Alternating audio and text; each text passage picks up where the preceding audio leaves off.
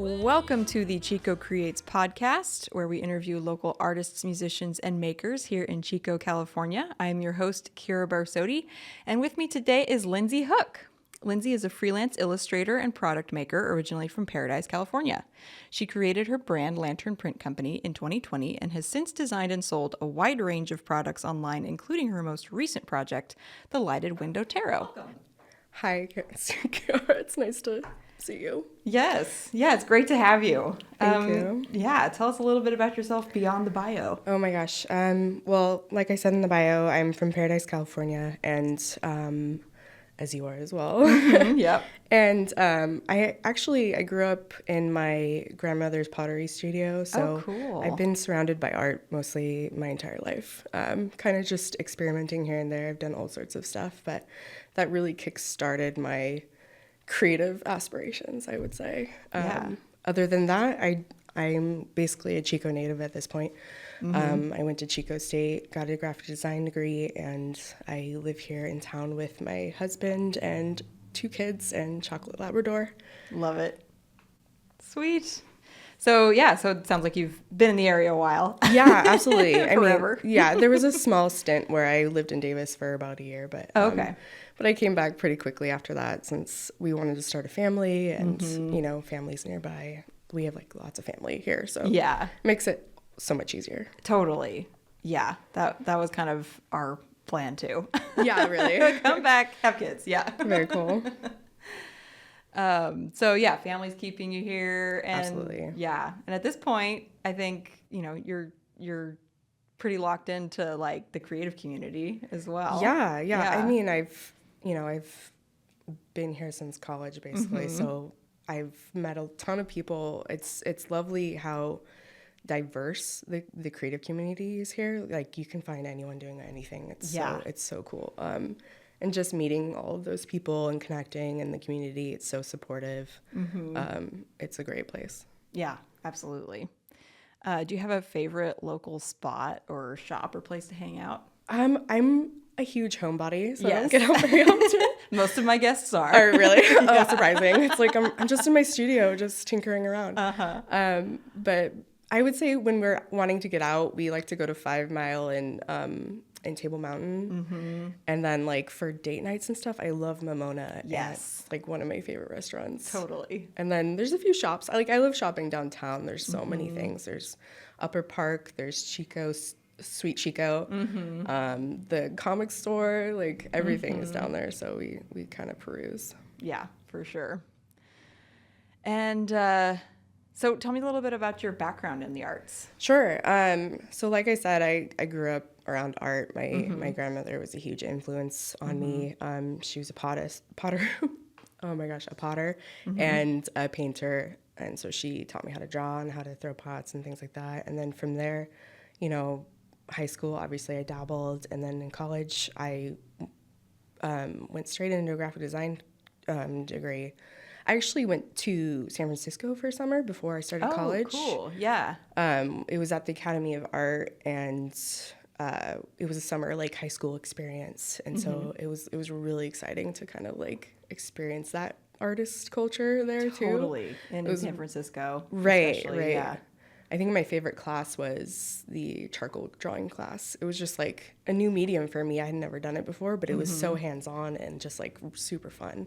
Yeah. And the teachers were excellent. So yeah, that was really fun. And then I went into the design program at Chico State, kind of experimented. I did a minor in art studio. So I got to do printmaking and drawing and things like that. All the tactile stuff. Exactly. Yeah. The stuff that I really craved, but I wanted to be conservative and have a graphic design degree for opportunities and things like that. But I was I really want to do art my life. So I was kind of one foot in, one foot out with design and art during college, and then from there, I had a few design jobs out of college. And after that, I started a family and became a stay-at-home mom. But I really wanted to continue that creativeness. So I kept learning, I kept experimenting. I started my my brand Lantern Print Co. in 2020 during the pandemic because I was losing my mind. Yeah. I really needed something to keep you going other Exactly. than changing diapers. Exactly. Yes. It was wild, wild time. But yeah, so from there I've kind of just been riding on my own tenacity and seeing where that takes me. So Yeah, I love it. And your illustration now is mostly digital, right? yes, it is. Yeah. I was trying to do gouache for a while, but for whatever reason, digital has always been more natural for me. I think it's because you can, undo. Oh my God, the undo button. It's so helpful. Yeah. But yeah, since my background in graphic design, I already kind of had like a skill set there. Totally. So so I kind of jumped into Procreate on my iPad Pro, and it's really much easier as like a stay-at-home mom too, because like you don't have like kids getting into your paints and messy, studio. You can and always stuff. undo fingerprints. Yes, exactly, because they are very, very generous with their contributions. Oh yes. But yeah, so that all totally makes sense. Right. So it was kind of just like the most easiest way for me to create at that time. Yeah. And I've just built on that. Yeah. And there's just so much like possibility with digital. Like you can mimic so many different mediums. It's wonderful. And a lot of variety, like I said. But yeah, so that's primarily what I've been doing. I've kind of tapped into my roots a little bit more and started doing some lino cut prints. Oh, cool. Because I did do like screen printing and relief printing in college, and I really loved it. And it's like that hands-on meditative, creation.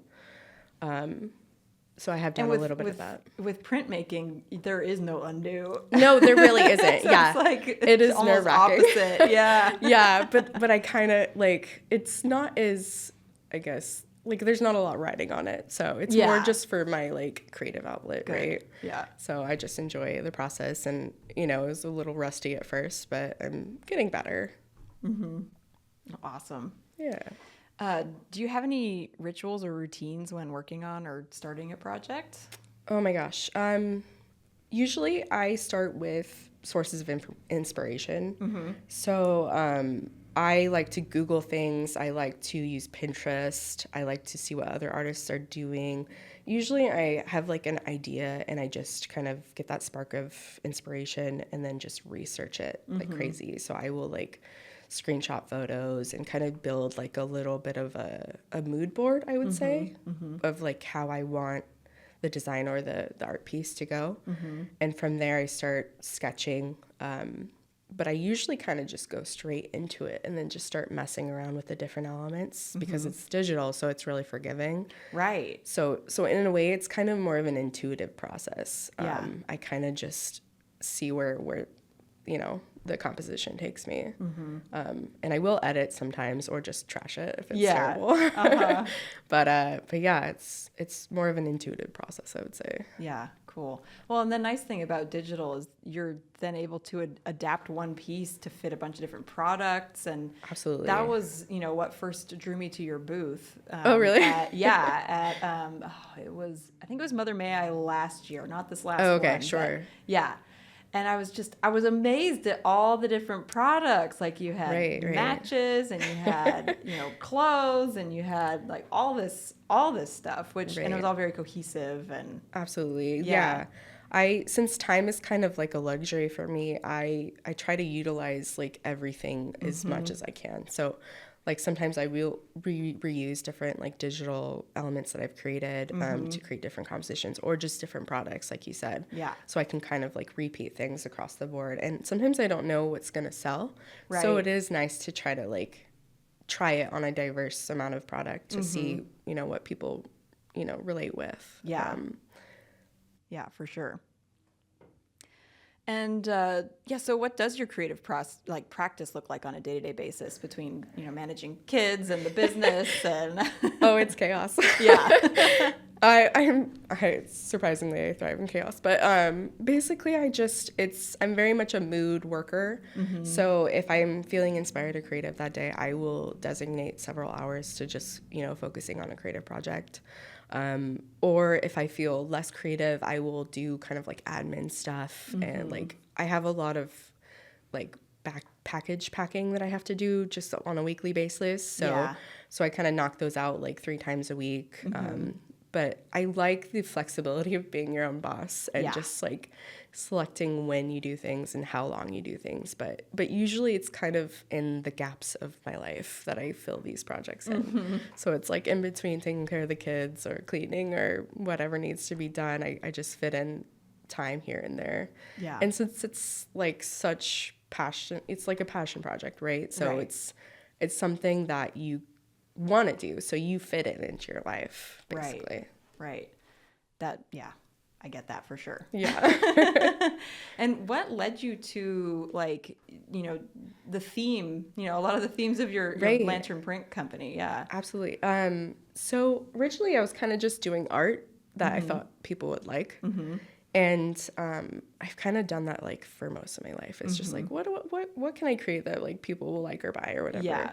And it wasn't until the point that I was like, you know what, I'm just going to draw what I want to draw. And I was really interested in like the witchy, like esoteric community online. And so I was kind of getting inspiration from that. And I love nature. I've always loved drawing nature and, you know, creatures and like creepy things sometimes. Yeah. So I really just started going where my interests were. And I actually sat down once and kind of reviewed like, what did I love growing up? Like what was the media that I really enjoyed growing up? And from there I got inspiration. I created like a mood board. I was like, oh, I love these things. Like, what did I like about it? And from there I was like, okay, so I seem to enjoy these themes and this like style. So from there I kind of just dived into it and just let my style develop from there. Yeah. Yeah. That's awesome. And it's so consistent. Like I feel like you've tapped into something that feels like it's almost bottomless. I'm speaking for you. But yeah, there's endless inspiration. Yeah. And like all the new designs and everything that, you know, that I see coming out of your studio, all feels very you know, fresh, and I think that speaks to your passion for the subject. Absolutely. Know? Yeah. Absolutely. Yeah. And it's funny because I didn't really see success until I started doing what I loved, right? Yeah. Which is really interesting. And I think making the connections online too, like finding like a niche community really helped as well. Totally. Because I have such a supportive like group of people who just love my work and they follow me and they subscribe to my Patreon and they're so supportive and they cheer me on. Yeah. So it's like I got my ride or dies. Yeah. And from there awesome. I feel like I just do whatever and they love it. So that is nice. Amazing. Yeah. Living the dream, as chaotic as it is. Yes, absolutely. It's very fulfilling. Yeah. Good. And I would love to talk about your tarot deck and like the whole process of, I know you and I have talked privately off air about this, but I would love to share with the listeners. Right. So I've been working on this tarot deck for probably around 2-ish years. It kind of started out as like a whim. Like a lot of my ideas are just kind of like, you know what I'd want to do is this. And then from there, I just go for it. But it was such a huge project. It was really daunting at first, and it took me a while to kind of get going. And I kind of dragged my feet for a while just because I was still kind of figuring out my style too. And drawing people was kind of more of like a thing I wasn't comfortable with yet. So I was still kind of experimenting with that and trying to dial that in. But eventually I got into a really good rhythm and I was just, you know, pumping these tarot cards designs out. And thankfully, I made it happen. Yeah. It was a miracle, but... Well, it's a beautiful end result. Thank you. I will Thank say, you so I much. love my deck.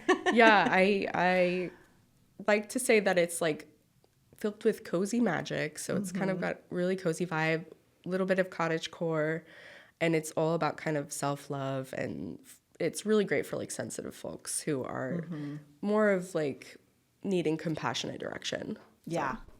Yeah, for sure. And for people who don't know, tarot decks come with 78 cards, and there's a specific, you know, theme for each card. So it's a pretty big undertaking to be the Yes. sole illustrator. Right. And Yeah. also like trying to decide how each card is going to be represented, because Yeah. there's so many takes on these Totally. kind of archetypal imagery. And Very open to interpretation. And it's almost intimidating because there's Yeah. so many people who know like the card meanings inside and out. right. And there's like some elements that they really like think are really necessary. So I was like, well, I'm just gonna kind of do my thing, like see what I'm inspired to create from my general knowledge of each archetype. So Yeah.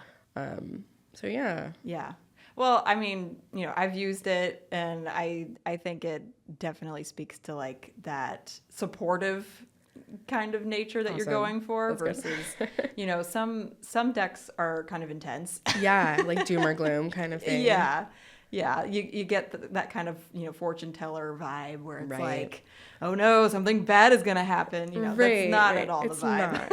And it's funny because like I don't even think tarot is like supposed to be like that. It's not, yeah. It's really just, like a general message of like where can you kind of reflect and maybe incorporate these themes into your life. Absolutely. Yeah. And, I've found for myself that the idea that you bring the meaning is, I come across that all the time I've worked with a lot of different decks,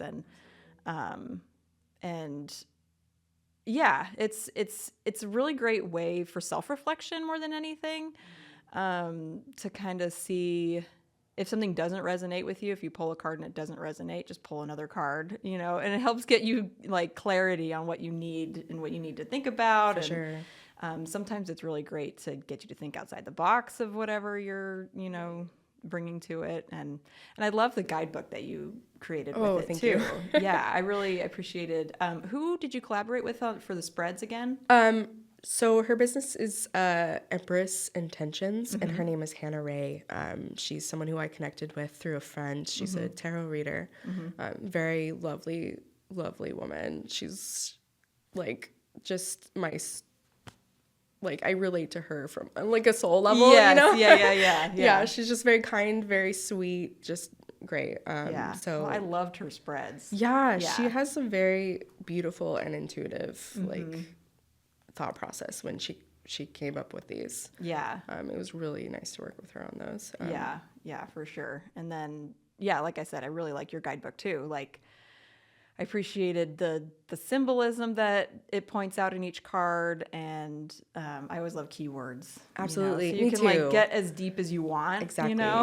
Yes. I wanted to be like enough of a description where it would kind of get your thought process going. Totally. But I didn't want to over explain or like also keep it too simplified. So Right. So I was trying to go for a happy medium, and I really love visual symbolism.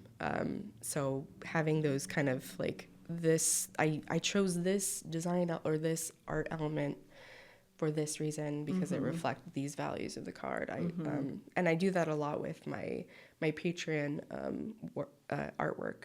So every month I send out a new art piece in a postcard form to my cool. subscribers, and Like a physical postcard? Yeah. Awesome. So and then I create a description card. So I kind of talk about like the inspiration behind it, but also I point out like the kind of esoteric symbolism in each piece too. So like if I have like a crow in it, I'll be like, oh, crows are messengers. They're they're tricksters. Like, so it's kind of like youthful playfulness and things like that. So Yeah. So I really enjoy that part. Yeah, for sure. So what's next for you? You've got Oh my this gosh. huge project complete. I'm sure you're still like trying to unwind from that. Yeah, no, I'm still unwinding. It takes me a while. Yeah. But I would love to do an oracle deck to go with my deck, the Lighted Window Tarot. But I haven't nailed down what I'm doing yet. But I know I want it to be full of cozy magic again. So I'm brainstorming that right now. But for the most part, just kind of relaxing. I like to slow down in summer a little bit and just get outside more and you know enjoy my kids and regroup. So Has Chico influenced your work at all? Like as far as your subject matter, nature wise? Like, so for myself, I tend to paint and draw the desert a lot, which Yeah. in summer it sure as heck feels like a desert here. But Yeah. For sure. yeah.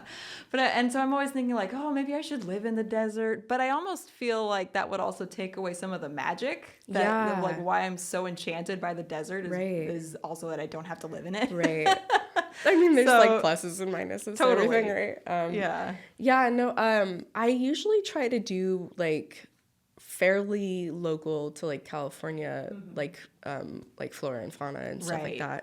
that. Just because that's what I'm experienced with. But I mean, for me, like I have a ginkgo tree in my yard and it has inspired me with like several things. Ginkgos are very magical. Yes, and I'm like always doodling ginkgo leaves, or at least trying to like fit them into designs if I can, and things like that. So usually things that I like grow in my garden or I find around the neighborhood, I'm like, oh my gosh, I really want to draw that. So yeah, I am influenced by my environment, and Chico's so beautiful, and It is. you know, Chico Creek is so magical. Yeah. I love like anything with like a little river or a body of water. I love putting those into my designs as well. Yeah. Very cool. Well, awesome. Where can people get your deck? Yeah. Yeah. So I have a website. It's lanternprintco.com, and that's where I mainly sell all of my goodies. But I also have an Etsy. It's Lantern Co. And then I do have some stuff. I don't have my decks locally, but I do have some stockists here in Chico. I have one of my most recent was Ghost Poppy. They're like a brand new gift store. Please go check out Ghost Poppy. I was in there Yes. the other day. It's so cute in there. I've been a huge fan of them for ages, and so I was so stoked to hear that they opened a storefront, Yeah. and I was able to go to their grand opening and just stock up. Awesome. But love their candles, love their gifts, love their ghosty theme. It's really cute. But other than that, I recently got into Anika Burke. They'll have awesome. some of my cards. And then also Chico Paper Company has my greeting cards as well. So Awesome. yeah. Very cool. And do you have any plans for markets in the future? Are you taking a break there? This year, I feel like I'm still in like creative hangover. So Totally. markets take a lot out of Yeah. me, like physically and emotionally. Yeah. So I really just kind of do them here and there. But I do the major ones when I can. My next one that I'm loosely planning on is for fall, so it's going to be a while. Yeah, But basically, I want to do the witch market again if Yeah. that's going to be around, and then I'll find out if there's any kind of like other holiday markets to go to. But Yeah, sweet. Well, yeah, so you've got Patreon, you've got your website. Where can people find you on socials? I'm on Instagram and TikTok, lanternprintco.com. Amazing. Yeah. Great. Thank you so much. This was Thank awesome. you. Thanks for having me. Of course. And we will see you around town. Sounds good. Bye. Bye. You only call me when you're lonely, darling, when you're wanting something to change.